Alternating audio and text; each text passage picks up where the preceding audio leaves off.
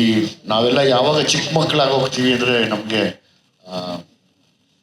ನೀವೆಲ್ಲ ಕೂತಾಗ ಇದಕ್ಕೆ ಜೀವ ಕೊಟ್ಟಂತ ಮ್ಯೂಸಿಕ್ ಡೈರೆಕ್ಟರ್ ಆಗ್ಬೋದು, ಸಿಂಗರ್ಸ್ ಆಗ್ಬೋದು, ಪ್ರಕಾಶ್ ಅವರು ಅದನ್ನೆಲ್ಲ ನಾವು ಮಾಡ್ತೀವಿ, ಎಲ್ಲ ಎಂಜಾಯ್ ಮಾಡಿದಾಗ ಸಾಂಗ್ ಹಿಟ್ ಆಯ್ತು ಅನ್ನೋ ಒಂದು ಖುಷಿ ಆದಾಗ ನಾವು ಈ ಥರ ಸ್ಟೇಜ್ ಮೇಲೆ ಬಂದಾಗ ಸಣ್ಣ ಮಕ್ಕಳ ಥರ ಹೋಗ್ತೀವಿ. ಏನು ಎಕ್ಸ್ಪ್ಲೈನ್ ಮಾಡಬೇಕು ಅಂತ ಗೊತ್ತಾಗಲ್ಲ. ಅಂದರೆ that is what called success ಅನ್ಕೋತೀನಿ. ಅಂದರೆ ಅದೇ ದೇವರ ಆಶೀರ್ವಾದ ಯಾವತ್ತೂ. ಅದು ನಮ್ಮನ್ನ ಚಿಕ್ಕ ಮಕ್ಕಳು ಮಾಡುತ್ತೆ. ಅಂದರೆ ಮಾತು ಕಡಿಮೆ ಅನ್ಸುತ್ತೆ ಮಾಡಿಬಿಡುತ್ತೆ ಖುಷಿಗೆ.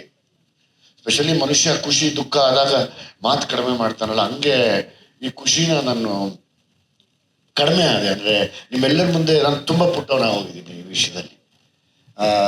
One great thanks to Ajaneesh, Bobby madam, like hats off ನಿಮಗೆ. ಮತ್ತೆ ಆ ಟ್ರ್ಯಾಕ್ ಸಿಂಗರ್ ಅಂತ ಅನ್ಬೇಡಮ್ಮ. ಇವು ಹಾಡಿದ್ದೀರಾ, ಅದನ್ನ ನಾವು ಡ್ಯಾನ್ಸ್ ಮಾಡಿದ್ದೀವಿ, ನಾನು ಎಂಜಾಯ್ ಮಾಡಿದ್ದೀನಿ, ಹೇಳು ಮಾವ ಅನ್ನೋದೆಲ್ಲಾನು. ಅದಕ್ಕಿನ್ನ ಇನ್ನೇನಮ್ಮ. ಅದು ಬಿಟ್ಟು ದಯವಿಟ್ಟು ಕ್ಷಮಿಸಪ್ಪ ಭೂಷಣ್ ಮಾಸ್ಟರ್, ನಿನ್ನ ಹೆಸರಿಲ್ಲ ಅಂತ ನಾನು ಕೇಳಿದ್ದಕ್ಕೆ ದಯಮಾಡಿ ಕ್ಷಮೆ ಇರಲಿ. ಯಾರದು ಟೀಮ್ ನೋಡಿ ದಯವಿಟ್ಟು ಅವ್ರ ಹೆಸರನ್ನ ಅಪ್ಡೇಟ್ ಮಾಡಿ. ಸಾರಿಪ್ಪ, ಸಾರಿಮ್ಮ, ಸಾರಿ. ನಾನು ಭೂಷಣ್ ಅವಾಗಿನ್ನ ಮಾಸ್ಟರ್ ಆಗಿರಲಿಲ್ಲ. ನಾನು ಫಸ್ಟು ಹರ್ಷಿ ನಮ್ಮ ಜಡೇಶ್ ಕೇಳಿದೆ, ನಂಗೆ ಯಾರೋ ಭೂಷಣ್ ಅಂತ ತುಂಬ ದೊಡ್ಡ ಮಾಸ್ಟ್ರು, ನಾನು ನೋಡಿದ್ದೀನಿ, ಪ್ರಭುದೇವ ಸಾರ್ ಜೊತೆ ಎಲ್ಲ ಮಾಡೋರೆ, ನಾನು ಮಾಡಲ್ಲಪ್ಪ ಅಂತ. ಜಡೇಶ್ ಸರ್ ಇಲ್ಲ ನೀವು ಮಾಡಿ, ಜಡೇಶ್ ಬಿಡಲ್ಲ, ವ್ಯಾಪಾರ ಕಡಿಮೆನೇ ಮಾಡಲ್ಲ. ಆಮೇಲೆ ನೋಡ್ತೀನಿ, ನಾನು ಒಟ್ಟಿಗೆ ಎಲ್ಲ ಒಂದು ಸಿನಿಮಾಲ್ ಒಟ್ಟಿಗೆ ಮಾಡಿದೀನಿ, ಇನ್ನೂ ಅವಾಗ ಮಾಸ್ಟರ್ ಆಗಿರಲಿಲ್ಲ. ಅವಾಗ ಇನ್ನೂ ಒಂದು ಸ್ವಲ್ಪ ನನಗೆ ಜಾಸ್ತಿ ಖುಷಿ ಆಯ್ತು. ಯಾಕೆಂದ್ರೆ ನಮಗೆ ಸರ್ ನಮ್ಗೆ ಡ್ಯಾನ್ಸ್ ಬರಲ್ಲ, ಏನಿದ್ರು ಏನ ಅಭಿನಯ ಮಾಡೋದು ಹಿಂಗಿಂಗ್ ಅನ್ನೋದು ಮಾಡ್ಬೇಕು ನಾವು.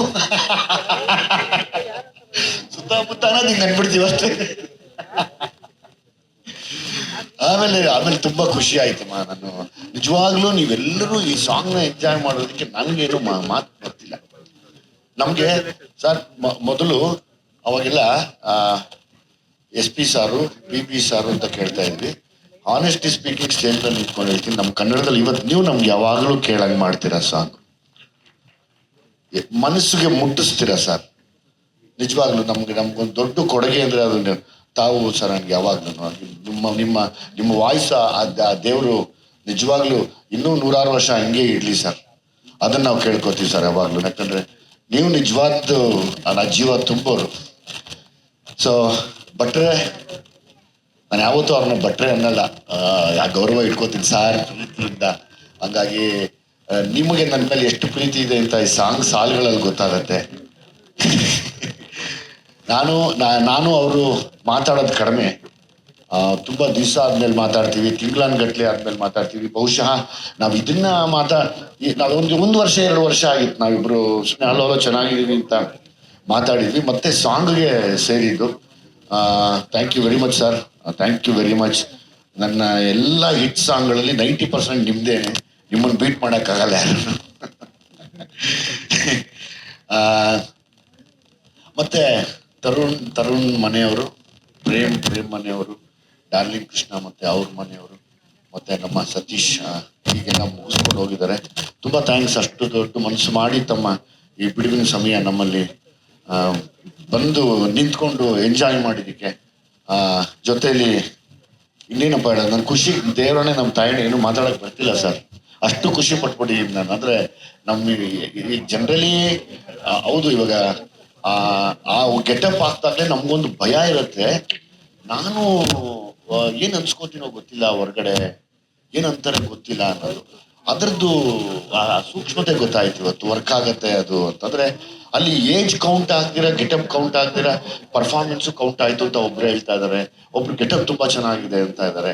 ಇದು ಈ ಪರೀಕ್ಷೆ ಬರೆದಂತ ಒಂದು ಭಯ ಇರುತ್ತಲ್ಲ, ಆ ಭಯದಲ್ಲೇ ಒದ್ದಾಡ್ತಾ ಇರ್ತೀವಿ ಯಾವಾಗ್ಲೂ.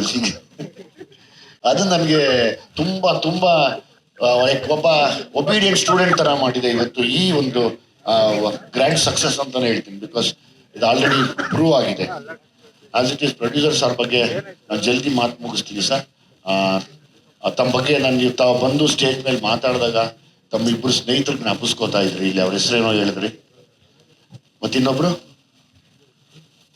ಅಶೋಕಣ್ಣ ಮತ್ತೆ ಗಿರಿ ಅವರು ದಯವಿಟ್ಟು ಎಲ್ಲಿದ್ರು ಅವ್ರು ನಿಮ್ಮನ್ನ ನೆನ್ಸ್ಕೋತಿದ್ರು. Thank you very much sir. ಇವತ್ತು ಒಬ್ಬ ಒಬ್ಬರು ಪ್ರೊಡ್ಯೂಸರ್ ಒಂದು ಸಿನಿಮಾ ಮಾಡಬೇಕು ಅಂದ್ರೆ ತುಂಬಾ ತುಂಬಾ ಚಾಲೆಂಜಿಂಗ್ ಇದು. ಕಷ್ಟ ಅನ್ನೋಕ್ಕಿಂತ ಹೆಚ್ಚಾಗಿ ತುಂಬಾ ಚಾಲೆಂಜಿಂಗ್. ಯಾಕಂದ್ರೆ ಒಂದು ಸಿನಿಮಾ ಮಾಡ್ತೀವಿ ಅಂದಾಗ್ಲೇನೆ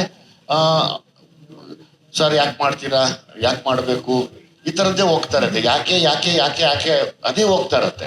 ಅದ್ರ ಮಧ್ಯೆ ನೀವು ನಮಗೆ ಬೇಕು ಅಂತ ನಿಂತ್ಕೊಂಡು ಮಾಡ್ತಿರಲ್ಲ ಸರ್, ಅದು ನಿಜವಾಗ್ಲೂ ಗ್ರೇಟ್ ಸರ್. ಹ್ಯಾಟ್ಸ್ ಆಫ್ ನಿಮಗೆ. ನಿಜವಾಗ್ಲೂ ನಿಮ್ಮ ಒಳ್ಳೆ ಮನಸ್ಸಿಗೆ ತುಂಬ ದೊಡ್ಡ ಸಕ್ಸಸ್ ಆಗುತ್ತೆ.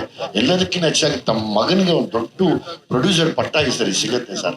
100% ನಾವೆಲ್ಲ ನಿಮ್ಮ ಜೊತೆಲಿ ಇರ್ತೀವಿ, ಸಿನಿಮಾ ಮುಗಿದು ಜೊತೆಲಿ ಇರ್ತೀವಿ. ಸೊ ಹಾಗಾಗಿ ಎಲ್ರಿಗೂ ಥ್ಯಾಂಕ್ಸ್ ಹೇಳ್ತಾ, ವಿಜಯ್ ಪ್ರಕಾಶ್ ಸರ್ ಆಕ್ಚುಲಿ ನೀವೇ ದೊಡ್ಡ ಎನರ್ಜಿ ನನಗೆ ಇಲ್ಲಿ ಇವತ್ತು.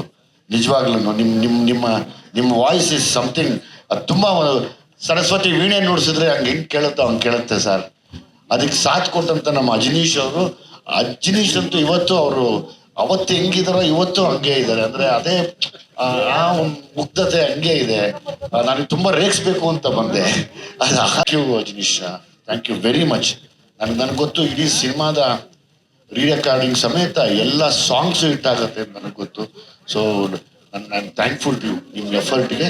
And again to the Bobby madam also, like you are a wonderful soul. ನಾನು ನಿಮ್ಮ ಬಗ್ಗೆ ಕೇಳಿದ್ದೆ, ನಾನು ಇವತ್ತೇ ನೋಡಿದ್ದು. ಒಳ್ಳೇದಾಗ್ಲಿ ಎಲ್ರಿಗೂ ಒಳ್ಳೇದಾಗ್ಲಿ ಸರ್.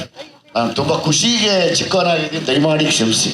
ಥ್ಯಾಂಕ್ ಯು ಮಾ, thank you so much. Rachita Ram ಅವ್ರ ಬಗ್ಗೆ ನಾನು ಅವತ್ತೇ ಹೇಳಿದೆ, ಅದು ಇವತ್ತು ನಿಜ ಆಯಿತು. ಇಲ್ಲಿ ಯಾರೋ ಮಾತಾಡಿದ್ರು, ಸುಮ್ಮನೆ ಆ್ಯಕ್ಟಿಂಗ್ ಮಾಡೋದು ಒಂದಮ್ಮ, ಈಗ ಈ ಗೆಟಪ್ ಅಲ್ಲಿ ಮಾಡ್ತಿಲ್ಲಪ್ಪ, ತುಂಬ ಮಾತಾಡತ್ತೆ ನೋಡ್ಕೋ ಒಂದು ದಿವಸ, ಅದಕ್ಕೊಂದು ಗಟ್ಸ್ ಬೇಕು, ಒಂದು ಚಾಲೆಂಜ್ ಬೇಕು ಅಂತ ನಾನು ಹೇಳಿದ್ದೆ ಸೆಟ್ಟಲ್ಲಿ. ಅದು ಇವತ್ತು ಆಲ್ರೆಡಿ ಶುರುವಾಯಿತು. ಹಾಗಾದ್ರೆ ನಾನು ಅವ್ರು ಮಾತಾಡಿದಾಗೆಲ್ಲ ಖುಷಿ ಅನ್ನಿಸ್ತು, ಕರೆಕ್ಟಾಗಿ ಮಾತಾಡಿದ್ದೀನಿ ನಾನು ಅಂತ. ಯಾಕಂದರೆ ಅಂದರೆ ಏನಿಲ್ಲ, ಹೆಣ್ಮಕ್ಳು ಅಂದಾಗ ತುಂಬ ಚೆನ್ನಾಗಿ ಕಾಣಿಸ್ಕೋಬೇಕು ಅಂತಲೇ ಯಾವಾಗಲೂ ಇದ್ದಾಗ, ಇಲ್ಲ ನಾನು ಆ ಪಾತ್ರ ತಕ್ಕನ ಕಾಣಿಸ್ಕೊಂತೀನಿ ಅನ್ನೋದೇ ದೊಡ್ಡತನ. ಸೊ ಹಂಗಾಗಿ ಇನ್ನೇನು ಮ್ಯಾಕ್ಸಿಮಮ್ ನಾವೇನು ಕೇಳ್ಬೋದು, ತುಂಬ ಒಳ್ಳೆ ಸಿನಿಮಾಗಳು ಸಿಗಲಿ, ಇನ್ನೊಂದು 20 ವರ್ಷ ನೀವು ಹಿಂಗೆ ಇರಿ ಇಂಡಸ್ಟ್ರಿ ಅಂತ ಕೇಳ್ಕೊಬೋದು ಅಷ್ಟೇ. ನಾನು ಆ ದೇವ್ರು ನಿಮ್ಗೆ ಒಳ್ಳೇದು ಮಾಡಲಿ ಅಂತ ಕೇಳ್ಬೋದು. ಯಾವಾಗಲೂ ಒಳ್ಳೇದಾಗಲಿ ಅಷ್ಟೇ, ಇನ್ನೇನಿಲ್ಲ. ತುಂಬ ಚಾಲೆಂಜಿಂಗ್ ಕ್ಯಾರೆಕ್ಟರ್ಸ್ ಮಾಡಿ ಒಳ್ಳೇದಾಗಲಿ ನಿಮಗೆ. ನಾನು ಯಾವಾಗಲೂ ಅರಸ್ತೀನಿ ನಿಮಗೆ. ತುಂಬ ಥ್ಯಾಂಕ್ ಯು. ಆ ಥರ ಕ್ಯಾರೆಕ್ಟರ್ನ ನನ್ನ ಜೊತೆ ಮಾಡಿದ್ದಕ್ಕೆ I am thankful to you. ಯಾಕೆಂದರೆ ನನಗೆ ಆ ಥರ ಕ್ಯಾರೆಕ್ಟರ್ಸ್ ಮಾಡಿದಾಗ ಒಂದು ಭಯ ಇರುತ್ತೆ. ಅಂದ್ರೆ ನೋಡಿ, ಒಂದು ನಡುಗ್ತಾನ ಇರುತ್ತೆ. ಪಾಪ ಡೈರೆಕ್ಟ್ರು ಅವರು ಆ ಮುದ್ದ ಕನಸು ಕಟ್ಕೊಂಡು ಬಂದಿದ್ದಾರೆ.